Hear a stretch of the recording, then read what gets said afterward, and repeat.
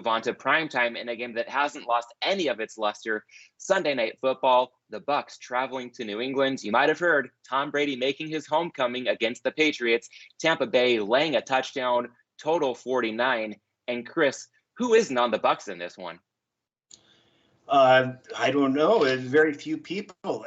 There's a lot of sports books claiming that the ticket count is 96, 97, 98% on Tampa Bay.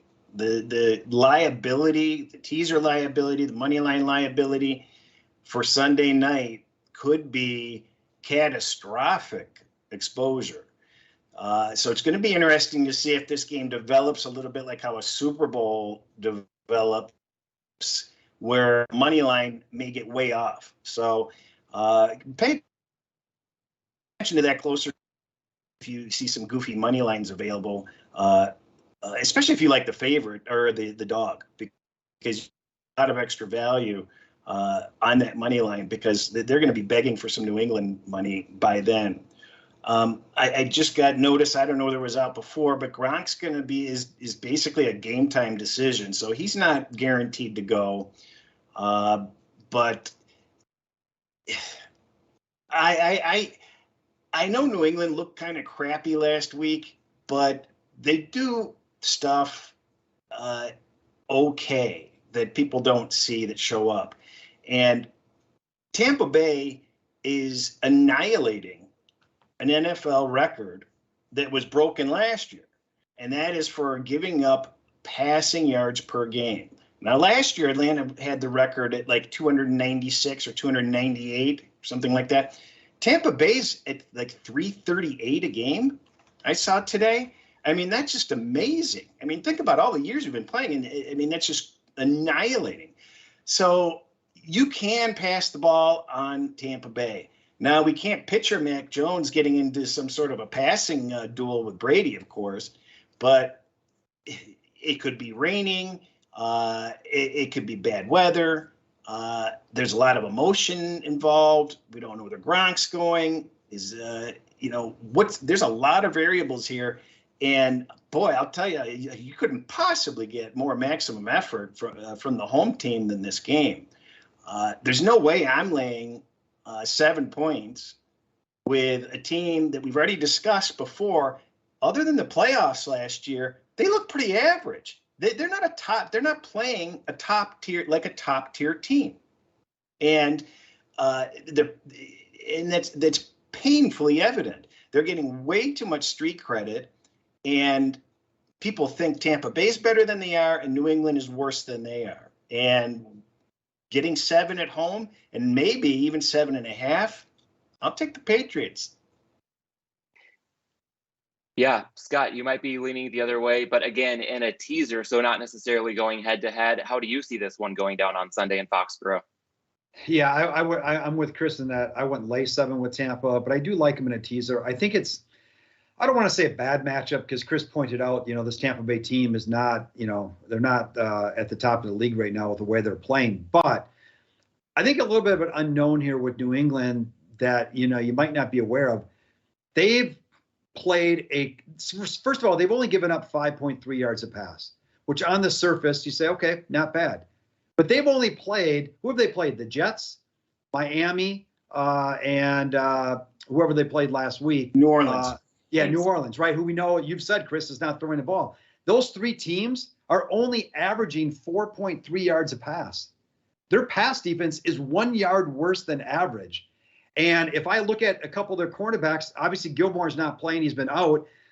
Jonathan Jones and J.C. Jackson, they are 101st and 102nd in yards per coverage snap allowed.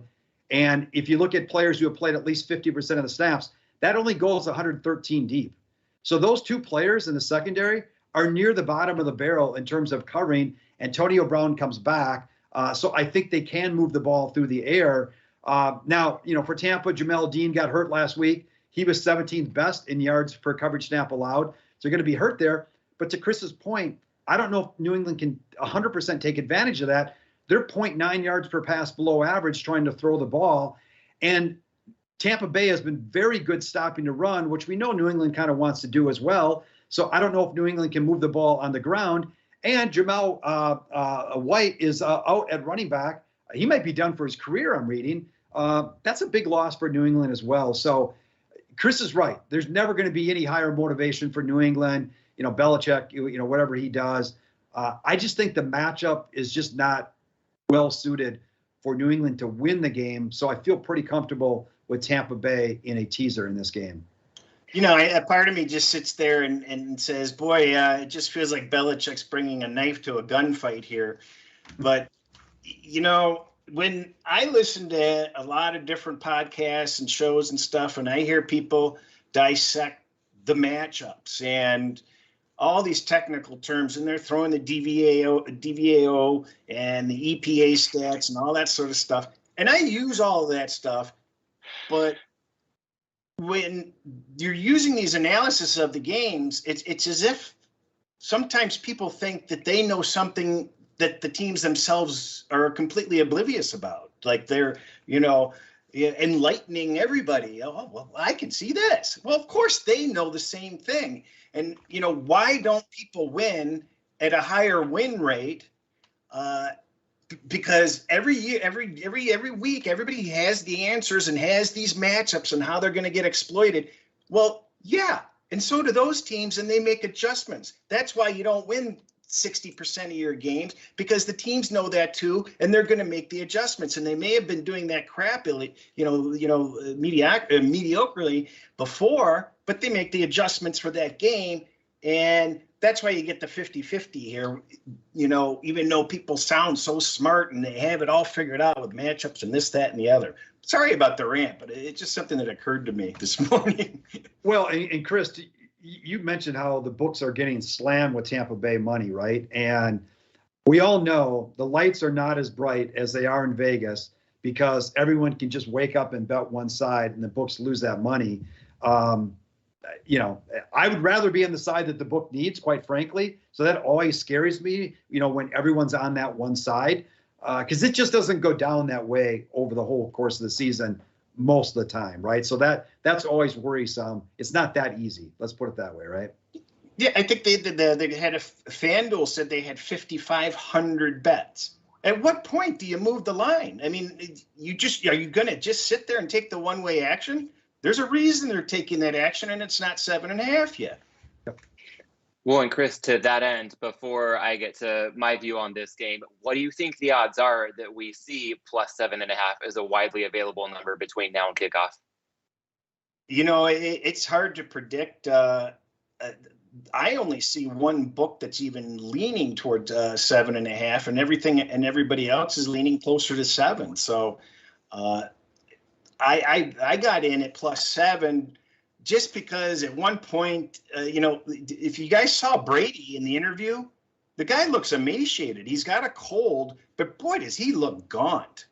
If you haven't seen the photo, he didn't look good. Now, I fully anticipate the cold won't be a problem, and it's just a bad photo of what I saw. But nevertheless, you take a look at that, something's just not right.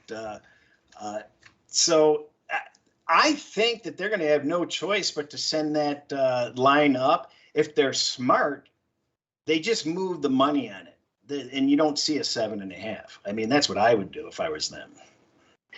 Got it. All right. Well, you touched on Brady there, and we have a note in the chat about rookie quarterbacks not performing well against the spread this season, probably just not performing too well in general this season. Jerry adding that in the comments. And I understand that, but I think it's built into the number at this point. And so, Chris, I kind of aligned with you on this one. I think this will probably be our most viewed game breakdown of the week on YouTube. And we probably shouldn't read the comments because I can already see everyone pushing back on us, giving New England too much credit here, raving about how much better Tampa Bay is. And I don't dispute the Bucs being the better team or Brady having motivation going back to New England. In fact, even after that Bucs loss last week, you can easily sell me on the case for Tampa Bay as the best team in the league. But to me in this one, it's all about that number. And while everybody seems to be on the Bucs, I think it's important to note pretty much any sharp money would have come in at less than a touchdown here. So we're not necessarily going head to head with any of the pros on Tampa Bay if we take New England at plus 7.5, if and when we get that number. And to me, the key matchup in this game, while all eyes are on the Tampa Bay offense and Tom Brady breaking the all-time passing yards record in New England, I'm looking at a couple underperforming units when the Patriots have the ball, and that would be the Patriots offensive line and the Tampa Bay secondary. I think it's going to be really important to see whether the Patriots pass protection can give Mac Jones any time to exploit that secondary, or if the Bucs pass rush is going to take control. Of course, in this matchup, I'd love to have James White as a safety valve and the Patriots offensive line at full strength. But I think the Patriots injuries are built into this number and then some at this point. So it's a strong lean for me now at +7. But if and when we see Patriots +7.5, I'd go ahead and make that my hold your nose primetime pick of the week. I have one other perspective. How about looking at it this way? Tampa Bay is not in the top 10 in offense or defense, according to my rankings. The highest they rank in either is 12th. If you have a team going on the road to face Bill Belichick in Foxborough, how the hell can a team that isn't in the top 10 in either category be laying 7 to Belichick? Yeah, some good food for thought. Scott, one more thing to add? Well, I was just going to say, unless we find out down the road here, New England's not a very good team this year. I mean, that could be, and to your point on the pass rush, I think Arians came out this week and said, we know our secondary sucks right now. We need to get to the quarterback. They're averaging 1 sack a game against a collection of teams that are giving up 1.9 sacks a game. So, they've been horrible trying to get to the quarterback. We'll see if that changes. And I think Trent Brown possibly comes back at right tackle for New England this week. That would be a big gain because they've struggled to kind of replace him while he was out. So if they can get to the quarterback, then, it's going to be a different game. But if they can't, maybe they can throw down the field on Tampa Bay and keep this game close. Yeah, well, we've got all eyes on Bucs Patriots right now.